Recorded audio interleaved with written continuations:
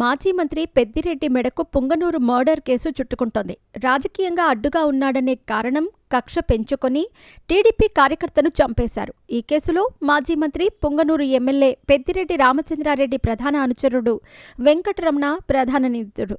వెంకటరమణ మరో నలుగురితో కలిసి టీడీపీ కార్యకర్త కె రామకృష్ణను పథకం ప్రకారం కిరాతకంగా వేట కొడవలితో హతమార్చారని ఎస్పీ మణికంఠ వెల్లడించారు. పుంగనూరు మండలం కృష్ణాపురం గ్రామానికి చెందిన రైతు కాగతి రామకృష్ణ టీడీపీలో చురుకైన కార్యకర్త.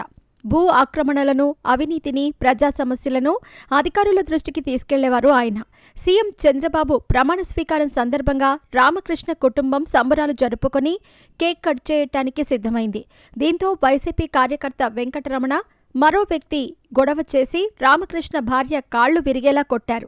అంతేకాకుండా రామకృష్ణ కుటుంబంతో తరచూ గొడవ పడేవారు.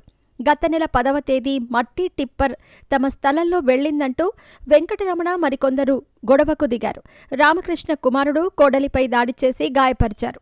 అప్పట్లో పుంగనూరు సీఐ ఇరు వర్గాలపై కేసులు నమోదు చేశారు. కానీ సీఐ కేసును సీరియస్గా తీసుకోకపోవడంతో దర్యాప్తులో పురోగతి లేకపోయింది.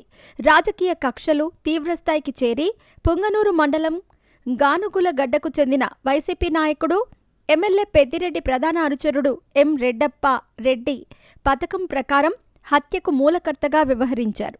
రామకృష్ణ కుమారుడు సురేష్ను చంపాలని వెంకటరమణ వేట కొడవలితో నరకటానికి ప్రయత్నించగా చెయ్యి అడ్డుపెట్టి తప్పించుకున్నాడు.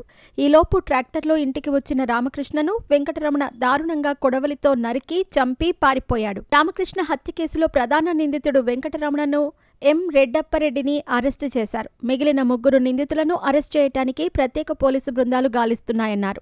ప్రధాన కుట్రదారుడు రెడ్డప్పరెడ్డి హత్యకు ముందు, తర్వాత నిందితులతో ఫోన్ సంభాషణలోనే ఉన్నాడు. అలాగే వైసీపీకి చెందిన Punganur MPP Akkisani Bhaskar Reddy, PKM urban development authority మాజీ chairman N Venkata Reddy Yadav, YCP నేత చెంగారెడ్డిలతో నిందితుడు వెంకటరమణకు సన్నిహిత సంబంధాలున్నాయని విచారణలో తేలింది.